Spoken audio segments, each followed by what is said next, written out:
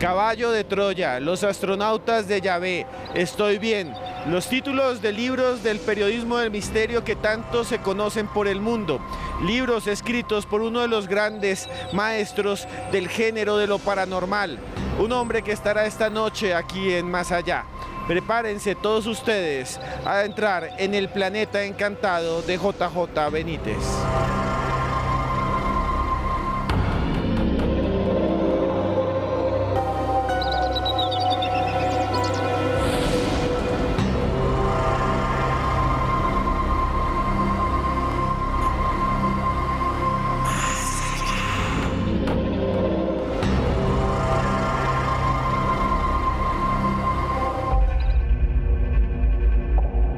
OVNIs, viajes en el tiempo, apariciones imposibles, vida después de la muerte. Temas intrigantes que desafían la lógica racional y que aparecen retratados en la obra de uno de los periodistas de misterio más importantes de las últimas décadas. Un periodista que lleva más de 50 años investigando los límites de la realidad y que ha consultado más de 14.000 fuentes en los 5 continentes. Un bestseller mundial llamado JJ Benítez. Es posible que la ciencia sonría burlona, pero ¿qué importa su escepticismo si las pruebas son tan abrumadoras? Un hombre nacido en Pamplona, España, en 1946 y que desde joven estuvo interesado en descubrir los misterios del universo.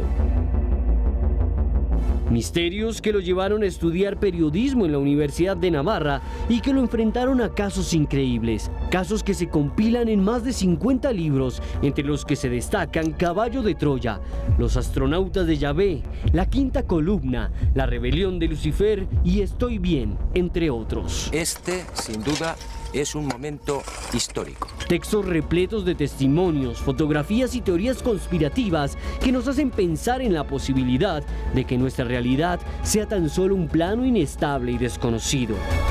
Un mundo lleno de misterio que descubriremos esta noche de la mano de JJ Benítez.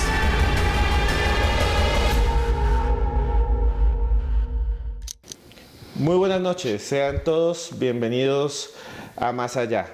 Esta noche vamos a tener un encuentro con uno de los escritores más importantes del misterio del mundo, alguien cuyos libros son unos de los más vendidos y leídos en la lengua castellana en toda la historia. Estoy con Juanjo Benítez, JJ Benítez. Muy buenas noches. Muy buenas noches, muchas gracias.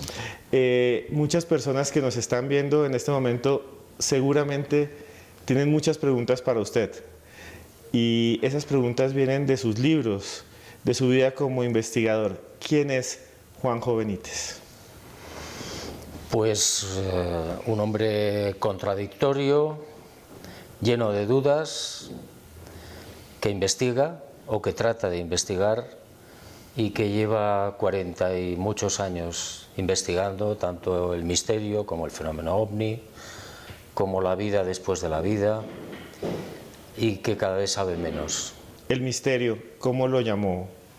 Bueno, pues fue en el año 68, antes de que yo empezara el tema ovni. Cuando yo era periodista profesional en España, me encontré en una rueda de prensa con un compañero periodista que me contó una historia que le había sucedido a él. En el año 42, en enero del 42, él estaba luchando en Rusia en la Segunda Guerra Mundial se llamaba la División Azul, y le tocó llevar unos explosivos de un lugar a otro. Empezó una ventisca muy fuerte y los rusos, me contaba, empezaron a bombardear. Entonces una granada le cayó muy cerca y le dejó medio ciego. Entonces se perdió entre la ventisca, los rusos, se perdió, no sabía dónde tenía que ir. Y en ese momento apareció un compañero suyo, también soldado, y le preguntó qué pasaba. Le dijo que estaba malherido y que no sabía. Y entonces le dijo: no te preocupes, yo te llevo. Y caminaron por la nieve, por la ventisca, hasta que le dejó en el bloqueo, en la posición donde tenía que ir. Ahí se despidió y este hombre se marchó. Bueno, cuando este hombre lo llevaron al hospital para curarlo, contó lo que le había pasado y le dijeron, eso es imposible. ¿Por qué? Porque ese muchacho, ese señor que te ha llevado hasta aquí, lo mató un mortero hace 70 días. Entonces, bueno, a mí esa historia contada por este señor, por esta persona que era muy seria y me impactó mucho, porque yo pensé que por supuesto que era cierto, ¿no? Y a partir de ahí me interesé, empecé a investigar todos los casos habidos y por haber de vida después de la muerte, y he reunido miles de casos. Y ahora, después de todo ese tiempo, esas investigaciones, ¿qué piensa JJ Benítez de la vida después de la muerte? Estoy seguro al 150% de que después de la muerte hay vida, y mucho más interesante, mucho más física que esta. ¿Algún caso que lo haya impactado? Siempre hay gente que te dice, bueno, a lo mejor son alucinaciones o imaginación de la gente. Bien, sí, de acuerdo. Yo pienso que hay muchísimos casos que no son alucinaciones ni imaginaciones, sino que son reales. Por ejemplo, en América, en la República Dominicana, una señora se había separado de su marido y este había muerto en España. Entonces un día estaba cosiendo en su salón y apareció como una nube en una esquina del salón, una nube se fue formando hasta que se presentó un hombre, que era su ex, ya fallecido. Y le dijo, no te asustes, estoy bien, no te asustes, vengo a decirte que en la cuenta tal, del banco tal, y le dio los dígitos, hay un dinero del que no sabéis nada, díselo a mis hijos. Y desapareció. La mujer, pues muy asustada, durante un tiempo no supo qué hacer, ¿no? Bueno, me van a tomar por loca, ¿no? Pero terminó se lo dijo a los hijos, investigaron, fueron al banco y efectivamente había una cuenta de la que no sabían nada y había en el año 82, que es cuando ocurre esto, $300.000. Entonces, claro, ahí ya no me encajan las alucinaciones, ni nada extraño que... No, había $300.000. ¿Eso qué significa? Sencillamente que después de la vida hay otra vida, que no sabemos cómo es, por supuesto, pero que por la investigación, por los indicios que yo estoy recogiendo, es mucho mejor que esta, infinitamente mejor que esta. La vida de JJ Benítez es tan fascinante como sus libros. Durante más de 50 años ha recorrido el mundo en busca de fenómenos imposibles y testimonios de personas que aseguran haber entrado en contacto con seres que parecen provenir de otros mundos.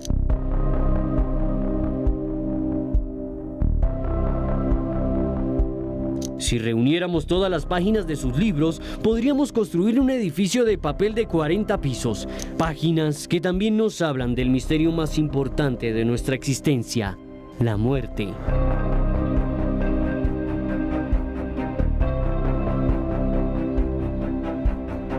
Desde el inicio de la civilización, el hombre ha temido a la muerte, a la nada y la no existencia. Temores que parecen disiparse con la creencia en un mundo en el que los difuntos sobreviven. Un mundo que para JJ Benítez es real y que ha estudiado a través de los mensajes que ha recibido personas que han tenido experiencias cercanas a la muerte.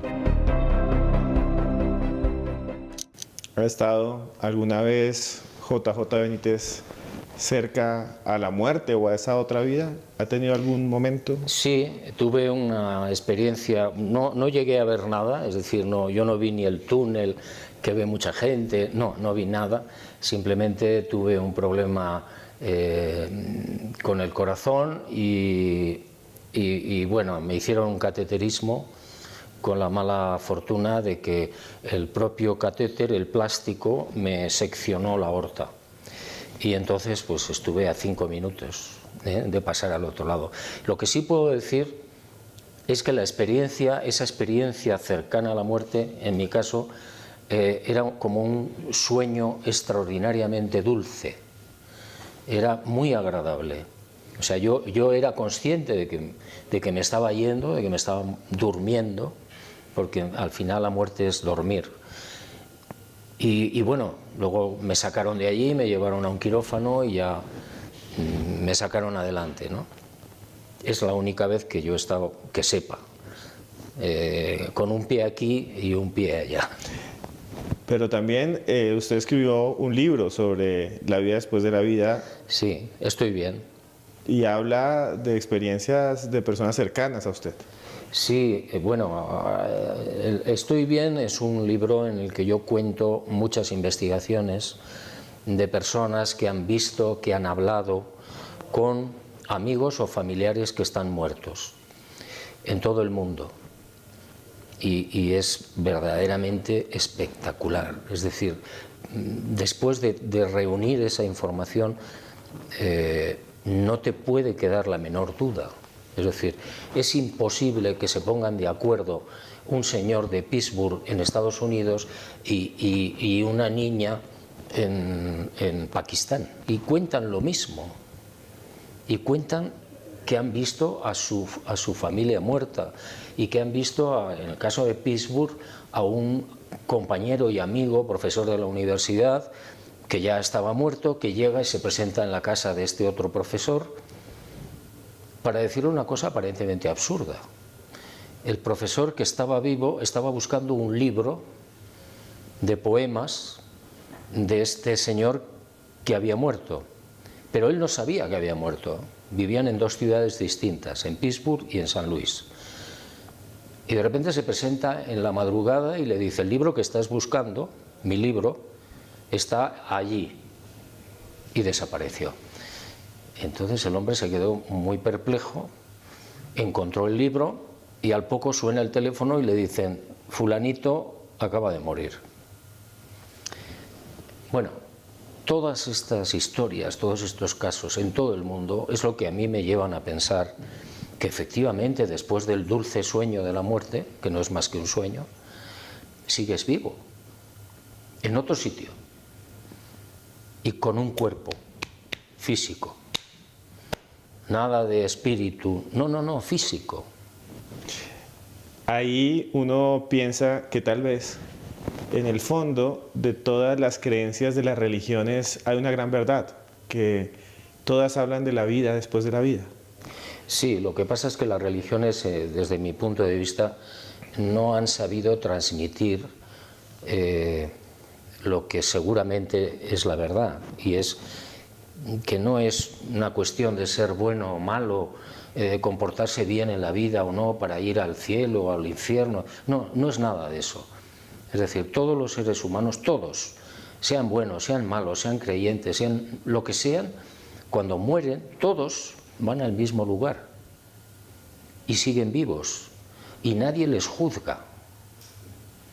El ser bueno o el ser malo es un juego dentro de lo que es esta existencia, que no lo podemos entender bien porque nuestra capacidad mental es muy pequeña y lo que hay al otro lado es enorme, ¿eh?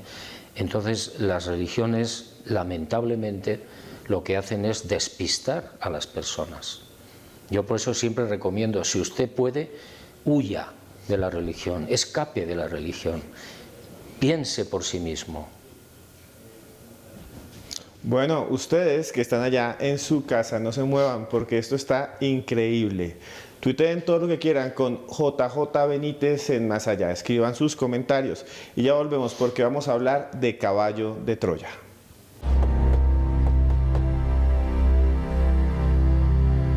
Conspiración, viajes en el tiempo, Dios. Son las temáticas que contiene uno de los libros en lengua castellana más vendidos de todos los tiempos, Caballo de Troya.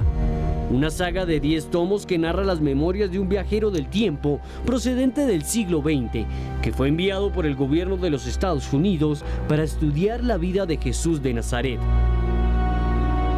El texto se basa en los diarios de un mayor de la Fuerza Aérea estadounidense que participó en un programa denominado Swivel, que hacía parte de la Operación Caballo de Troya, cuya tecnología habría sido desarrollada en la década de 1960 durante la carrera espacial que llevó el hombre a la Luna. Publicado en 1984, Caballo de Troya es el libro más vendido de periodismo de misterio de la historia, siendo traducido en más de 20 idiomas. Sus letras nos muestran una visión alternativa de la vida de Jesús, mostrándonos un hombre mucho más relajado y comprensivo que en los evangelios, un hombre que estaba destinado a transformar el mundo. Continuamos en Más Allá en esta noche en la que estamos en una tertulia con JJ Benítez, uno de los grandes escritores del misterio en el mundo. Le quería preguntar, Juanjo, sobre algo que es para todos los que nos están viendo la marca de su nombre, Caballo de Troya. ¿Cómo surgió? ¿Cómo apareció Caballo de Troya en su vida? Yo estaba presentando un libro que se llama El Enviado en México, en el Distrito Federal. Un programa de televisión de máxima audiencia con un gran periodista que se llamaba Zabludovsky, y yo estaba hablando del contenido de ese libro, es decir, la sábana santa de Turín, los descubrimientos de los científicos, etcétera, etcétera. Y creo que puse mucho entusiasmo a la hora de hablar de Jesús de Nazaret, que es supuestamente la imagen que aparece en la sábana santa de Turín. Bueno, total, al final del programa recibo una llamada telefónica y entonces alguien se identifica como un ex oficial de las Fuerzas Aéreas norteamericanas y me comenta que tenía algo para mí. Bueno, yo le dije que... dije, bueno, Fuerzas Aéreas norteamericanas, OVNI. Supuse. Y entonces, bueno, al final yo acepté entrevistarme con él y así establecimos el contacto. Yo seguí en contacto con él y finalmente volví a verlo y me entregó una especie de enigma que yo tenía que resolver para encontrar lo que él me quería entregar. Bueno, conseguí la información y me encontré con una serie de manuscritos en los que había, yo leí la verdadera historia de la vida de Jesús de Nazaret. Ellos aseguraban que habían hecho un experimento, los norteamericanos, y se habían trasladado a la época de Jesús y le habían seguido paso a paso durante toda su vida pública. Y eso es lo que es la génesis del muy reducido, ¿no?, de Caballo de Troya. Yo nunca he podido demostrar, y lo he dicho muchas veces, si se llevó a cabo o no el salto en el tiempo. Pero lo que sí digo es que lo que verdaderamente a mí me importa es lo que se cuenta sobre Jesús. Es decir, esa vida pública, lo que pasó, lo que dijo, que no tiene nada que ver con lo que te cuenta la religión, es lo que a mí me cautivó. Ese Jesús de Nazaret es extraordinariamente bello, extraordinariamente cercano y mucho más lógico que lo que yo he leído en los evangelios. ¿Y Caballo de Troya también le cambió su vida? Sí, claro. A ver, yo me eduqué en un colegio religioso, el católico, en una universidad del Opus Dei, en Pamplona, España, pero, bueno, pues la vida, el periodismo, me hicieron dudar de todo. Es decir, todo lo que yo había recibido en mi educación, sobre todo religiosa, pues se tambaleaba. Había cosas que no me encajaban, que yo no entendía, que no aceptaba. Bueno, y al descubrir la información que yo recibo, me encuentro, repito, con un Jesús de Nazaret totalmente diferente. Entonces me cambió la brújula hizo así, pum, 180 grados. Después de ese encuentro que usted tuvo con este mayor o con estas personas que aseguran viajar en el tiempo, ¿volvió a contactarlos o desaparecieron? Bueno, yo estuve en contacto con el mayor durante un tiempo, personalmente y por carta, hasta que fallece. Y después, ya así te lo adelanto para tus oyentes y tus espectadores, con el segundo piloto, Eliseo, yo he podido establecer contacto 2 veces. Y consecuencia de ese contacto, en Noruega, yo recibí una serie de informaciones muy interesantes. Una de ellas es el final de la vida pública de Jesús, que no está terminado en el legado que me entrega a mí el mayor. Faltan 2 años, 2 años y algo. Es la información que yo recibo del segundo piloto.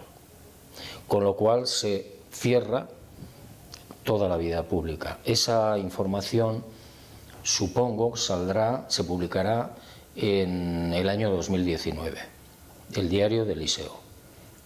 ¿Y es información que es reveladora?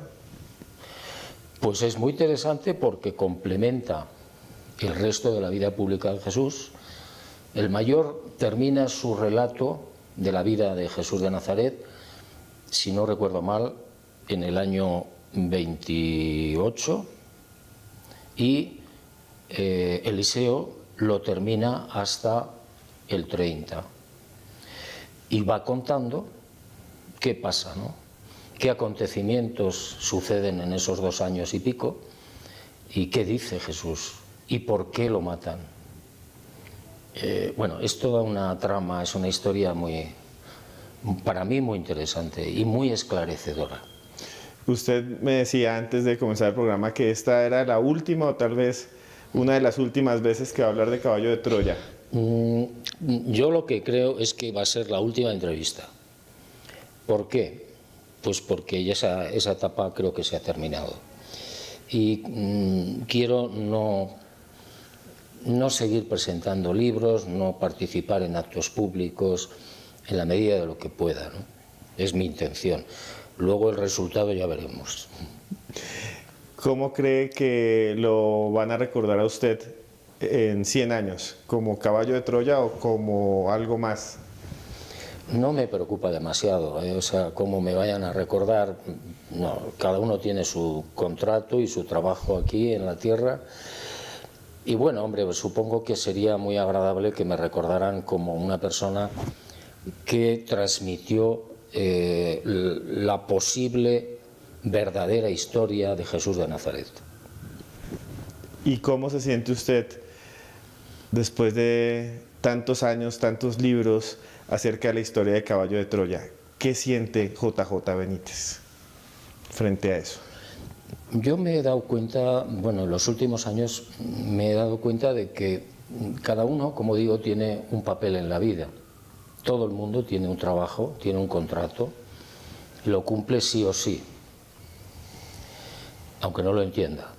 Y en mi caso yo entiendo que, digamos, la zona más importante de mi vida o de mi trabajo es intentar abrir la mente de las personas. ¿Cómo? Pues con los libros, con la palabra, es decir, pues abrir la mente de los seres humanos a que hay otros mundos, a que hay otras civilizaciones fuera de la tierra, que Jesús de Nazaret no es lo que te han contado, es mucho más. Y por supuesto que hay vida después de la muerte, que hay que tener una esperanza, ¿no? Una esperanza, pase lo que pase. Vivas lo que vivas o malvivas lo que malvivas, después de muerto seguirás vivo. Usted desarrolla en otro libro Los astronautas de Yahvé. La idea de que la estrella de Belén pudo haber sido un ovni. Sí. ¿Qué podemos saber de eso? Pues yo sigo pensando exactamente igual. Es decir, cuando yo hice aquella investigación, analicé todos los factores que estuvieron a mi alcance. uno empieza a explicarse y decir, bueno, ¿pudo ser un cometa? Pues muy difícil, porque 3 meses es mucho tiempo para poder visualizar un cometa. Segundo, un cometa está muy lejos, la visualización de un cometa queda muy lejos. Tercero, difícilmente te puede orientar en un camino como era la zona de Ur de Caldea, Babilonia, esa zona hacia Belén. Y sobre todo, ellos tenían la costumbre de viajar solamente de día.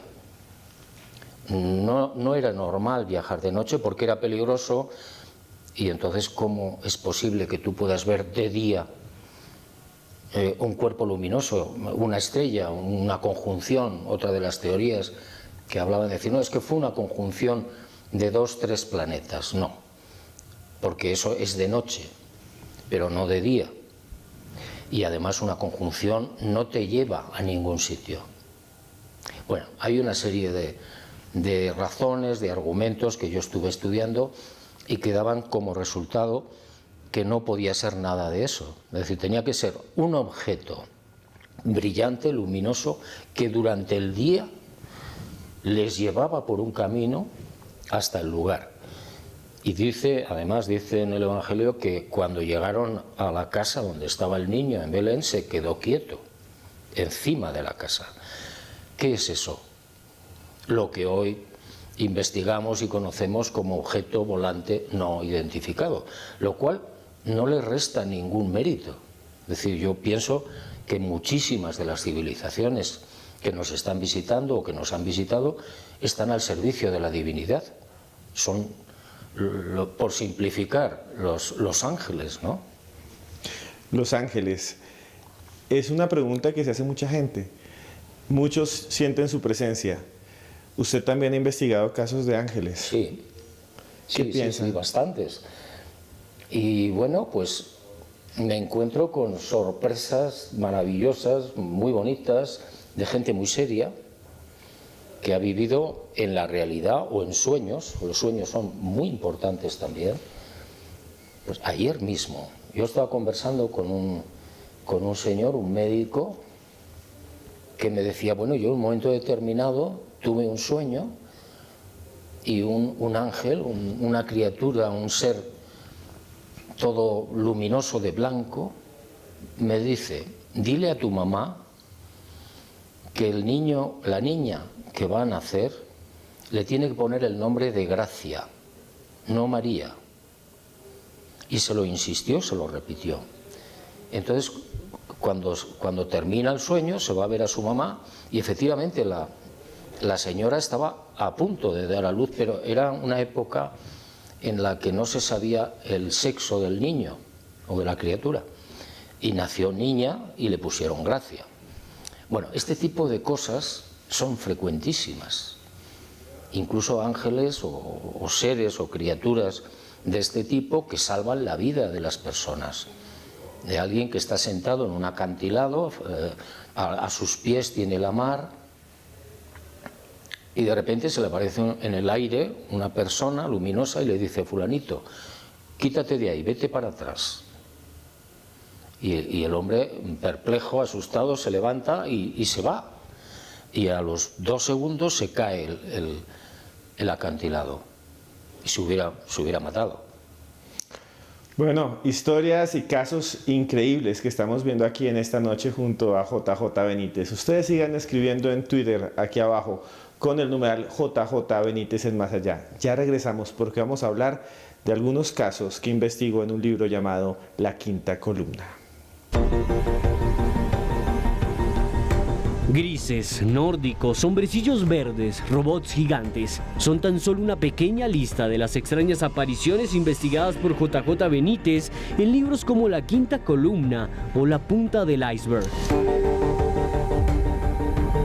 Seres que parecen desafiar toda lógica y que nos llenan de temor y miedo. Seres como el registrado en Salillas, al norte de España, a finales del siglo XX, cuando 2 seres de gran altura se presentaron frente a un hombre llamado Agustín Viñuales, quien asustado observó cómo los humanoides manipulaban la materia transformándola en agua. Era un hombre y una mujer. muy altos, 2 y pico, y nada, él extrañado de lo que estaba viendo, se quedó parado, subieron y le hablaron por su nombre, Agustín. Dice, no te preocupes que no venimos a hacerte daño, solo venimos a ayudaros a arreglar este mundo que está un poco fastidiado. Casos intrigantes como el ocurrido en Barbate, España, en julio de 1977, a las 10:30 de la noche, cuando un hombre llamado Francisco José Reyes observó junto a un tractor a un extraño ser de más de 3 metros que vestía un traje plateado y parecía interesado en el vehículo. Al darse cuenta que aquella cosa no podía ser humana, el testigo escapó, no sin antes observar que el cuerpo del extraño se movía como si fuese gelatina. Relatos que parecen extraídos de otros tiempos y espacios, de realidades alternas donde extrañas criaturas parecen emerger hasta llegar a nuestro mundo. ¿Quiénes son estos extraños visitantes? Continuamos en Más Allá en esta noche dedicada al misterio, con uno de los escritores, ya lo he hecho mucho tiempo, de investigadores más importantes de la historia del periodismo de misterio. Escribió este libro, La Quinta Columna, que ya es bastante antiguo, pero tiene unos casos impresionantes. Señor JJ Benítez, quería preguntarle sobre algunos de los casos de humanoides que usted investigó aquí, y para mí uno de los más fuertes e impresionantes es el de los ensotanados de las Urdes. Sí, eso fue. Las Urdes es una región española próxima a Portugal. Ahora está bien, pero hace unos años estaba muy abandonada, eran caseríos muy dispersos, ¿no? Y muy atrasados. Y empezaron a aparecer allí unos seres. Yo me fui a investigar inmediatamente y me contaban la gente del pueblo, muy sencilla, muy humilde, que del suelo veían brotar a unas criaturas, a unos seres vestidos de negro, que claro, los atemorizaban, ¿no? Y llegaron incluso a tirarles piedras, ¿no? A los campesinos de allí, de la zona. Para mí el caso más interesante de ese libro, uno de los más interesantes, es lo que me cuenta un individuo al que de esas cosas, yo no creo en la casualidad, hace muchos años. Yo iba haciendo una investigación en el norte de España de un sitio a otro y me para un señor, me hace autostop. Y entonces lo monto, lo llevo. No es habitual que yo recoja a nadie en la carretera por seguridad, ¿no? Y este hombre, pues nada, empezamos a hablar y me dice, ¿usted cree en los ovnis? Y dije, pues un poco. Y entonces me cuenta lo que él vivió en un pueblo de La Rioja, en España. Bueno, él pertenecía a la banda terrorista ETA en esos momentos. Y se le presentaron 3 seres con unas capuchas también ensotanados. Bueno, el hombre recibió tal impresión que dejó las armas. Dejó ETA, dejó el terrorismo y bueno, pues su vida cambió por completo, ¿no? Yo estuve investigando aquí en Colombia un caso que no he podido terminar por las circunstancias que ustedes conocen mejor que yo, por la guerrilla. Hace años, en la zona del sur del Putumayo, sí. Putumayo, la guerrilla escucha una explosión. Acuden al cerro, al monte, y ven toda una superficie llena de restos metálicos. Piensan que es un helicóptero norteamericano o un avión norteamericano y ven, si no recuerdo mal, a 3 seres muy altos con monos muy ajustados. Uno estaba muerto y los 2 estaban vivos.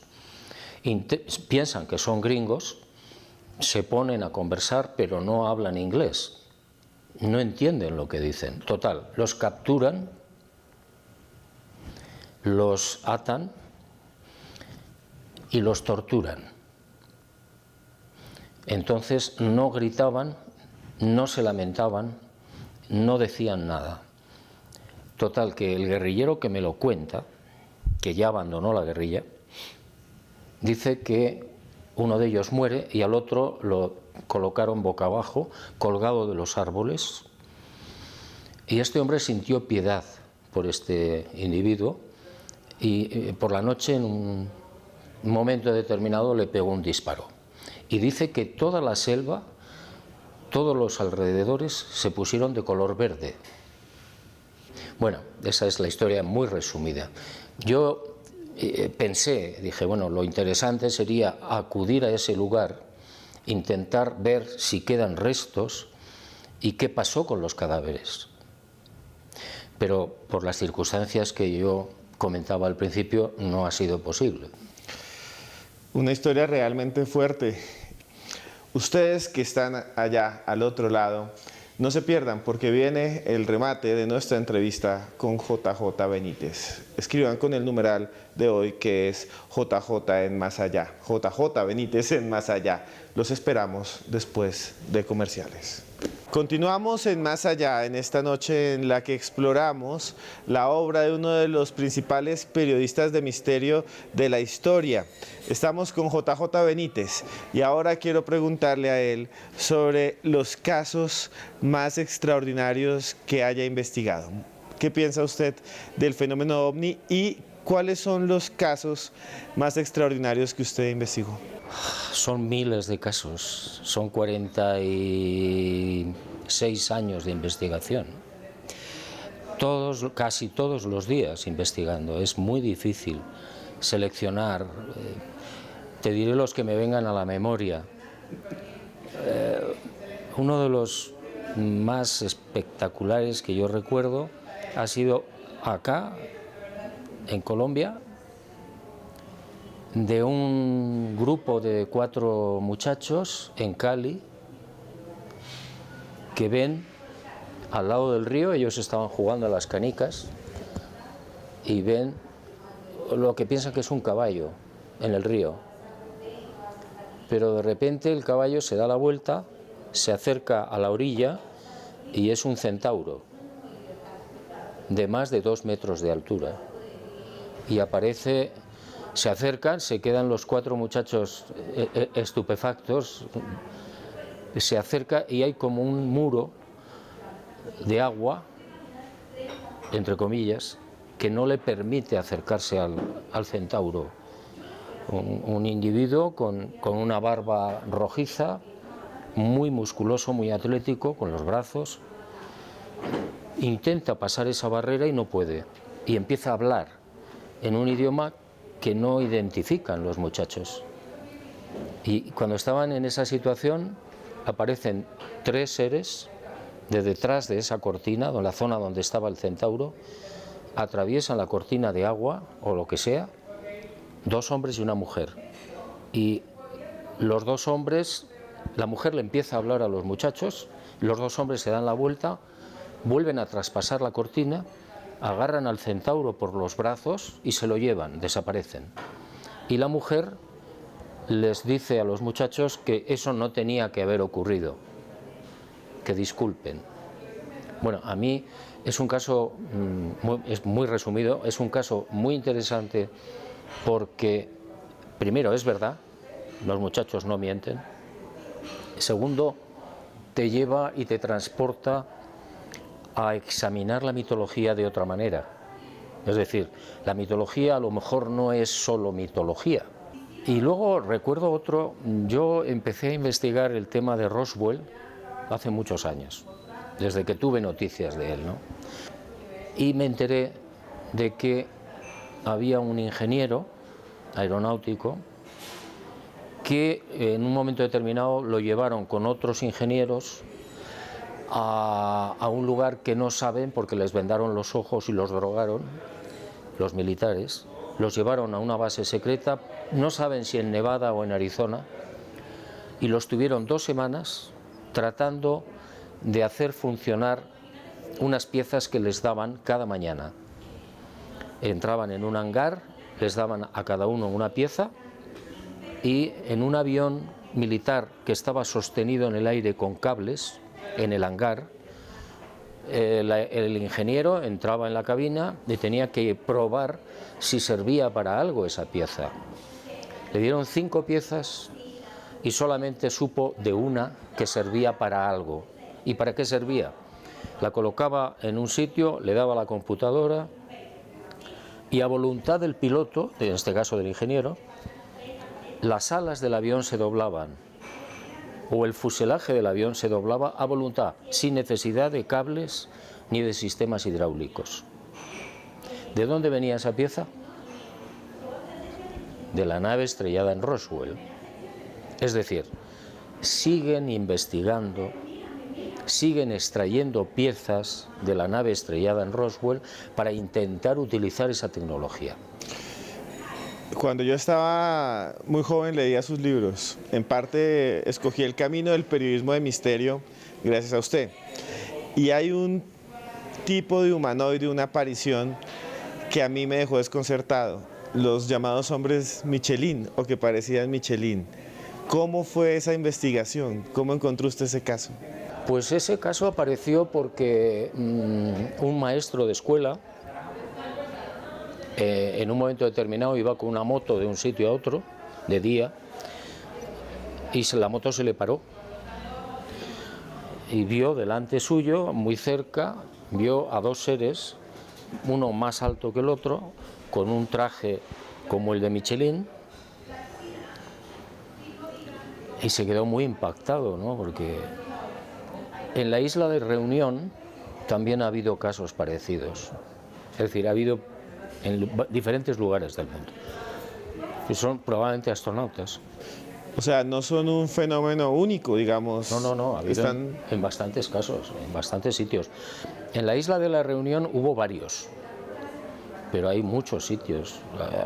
Yo recuerdo otro caso de un matrimonio que iba en un auto y por la carretera venían de ver a su hijo de un campamento militar y en el arcén de la carretera, en la orilla, había un individuo con traje Michelin, pero flotaba, estaba levitando sobre el asfalto.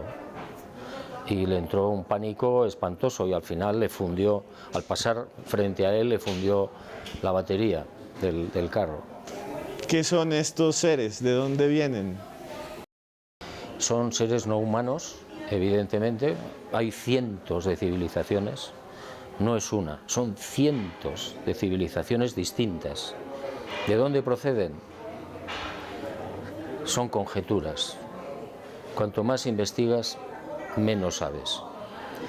Pueden venir de la galaxia, pueden venir de otras galaxias, pueden venir de otras dimensiones que nosotros todavía no conocemos. Y yo sé lo que dice la ciencia, es imposible, no pueden venir porque están muy lejos, porque necesitarían años y años. Bueno, es cierto, pero según el concepto humano del viaje. El concepto humano de viajar va cambiando. ¿Qué quiere decir esto? Que ellos tienen una forma de viajar diferente a la nuestra, que nosotros no podemos ni concebir, porque nos pueden llevar 500 años, 1000 años, 1.000.000 de años. ¿Cómo sabemos nosotros cómo va a ser la ciencia dentro de 500 años? Es imposible. Hay un incidente que no puedo dejar de preguntárselo. Es uno de los casos OVNI más importantes que jamás se hayan investigado en España. El incidente de Manises. ¿Usted lo investigó? Sí. Bueno, en el 11 de noviembre del 79, un avión de pasajeros iba desde las Islas Baleares a las Islas Canarias sin escalas. Creo recordar que eran 109 pasajeros. Y en un momento determinado, cuando estaban por el Mediterráneo, aparece un objeto a su izquierda y le acompaña al avión. Y el piloto, lógicamente, preguntó a las torres de control que si había algún tráfico al lado. Y le dijeron negativo, no hay ningún tráfico. Y oiga, pues yo tengo aquí a mi izquierda 3 objetos o un objeto que tiene 3 luces que me está... Bueno, que se está acercando mucho y que yo no sé qué es. Pues no sabemos nada, bueno, todo el lío de las torres. Y el hombre, con buen criterio, el piloto, dijo, bueno, mire, yo voy a bajar en Manises, que es Valencia, el aeropuerto de Valencia, porque no sé lo que es esto, y por seguridad bajo. Bajó y efectivamente la gente del aeropuerto vio varias luces encima del aeropuerto. Pocos minutos después salía un caza militar de la base de los Llanos, un poco más al sur, en Albacete, y estuvo hora y pico intentando alcanzar a uno de estos objetos. Y el piloto me decía, Fernando Cámara me decía, era imposible. Es más, cuando yo intentaba filmarlo, me anulaba la filmadora, pero décimas de segundo antes de que yo pulsara la filmadora, ya estaba anulada. Cuando yo intentaba pulsar los misiles, ya estaban anulados los misiles. Cuando yo intentaba pulsar el radar, ya estaba anulado el radar, lo que ellos llaman colimar. Antes de que él pulsara, ya le habían leído el pensamiento. Es un caso muy emblemático, por lo menos en España, ¿no? Es un clásico ya. ¿Usted habló con el piloto? Sí, sí, muchas veces.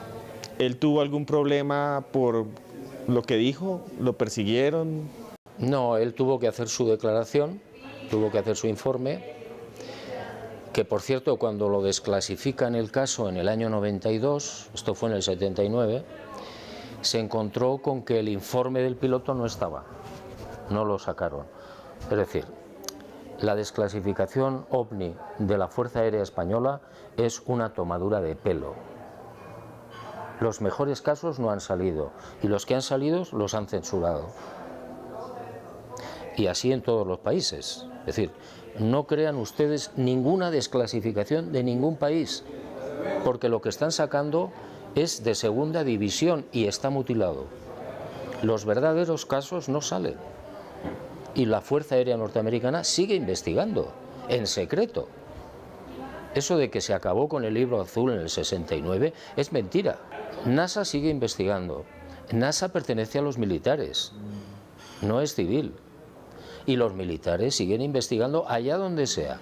Y las embajadas norteamericanas siguen transmitiendo informes de ovnis a Estados Unidos. ¿Por qué esa conspiración? ¿Por qué? ¿Quieren quedarse con toda la tecnología? ¿No quieren que la humanidad conozca de la existencia porque sería un cambio social muy fuerte? ¿Por qué los gobiernos ocultan la existencia? Yo creo que no los gobiernos, los militares. Los gobiernos generalmente no tienen ni idea de lo que está pasando o saben muy poco. Son los militares los que verdaderamente tienen conocimiento y saben lo que está pasando. Y yo creo que hay varias razones.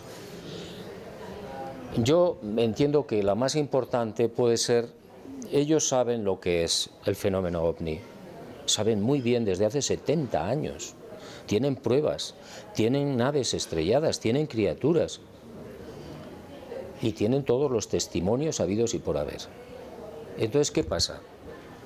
Si yo, militar norteamericano o ruso, me da igual, le digo al contribuyente, es cierto, hay unas naves, hay una tecnología, hay unas civilizaciones que nos llevan 10.000 años, los que sean, y no podemos hacer nada contra ellos, y de hecho invaden el espacio aéreo español, del país que sea, constantemente, lo ven los radares. ¿Qué le puede decir el contribuyente a los militares? Entonces, ¿por qué le estoy yo pagando a usted el sueldo? ¿Por qué le estoy pagando el sistema defensivo? Si usted no me puede defender a mí, yo no sé si son pacíficos o no lo son, pero usted no me puede defender. Razón fundamental para ocultarlo y negarlo, porque ellos perderían, los militares perderían la hegemonía. Yo no digo que todos los militares sean así, pero las cúpulas sí lo son. Segunda, crearía un verdadero pandemonium, sería un caos. Todo el mundo se haría preguntas, no por miedo, sino por lógica. Es decir, a ver, ¿y la religión es la misma la nuestra que la suya? ¿Y la cultura es lo mismo? ¿Y la medicina es igual? ¿Y la economía es lo mismo? Etcétera, etcétera. Entonces sería un caos. Bueno, ha sido una tarde, una noche encantadora junto a JJ Benítez y junto a ustedes en Más Allá. Yo sé que no le gusta que le digan así, pero le voy a decir así. Maestro, muchas gracias por estar esta noche con nosotros en Más Allá. Nada, encantado. Gracias, un honor. Gracias. Nos vemos con ustedes en 8 días. Y recuerden que por más lejos que andemos, siempre habrá un más allá.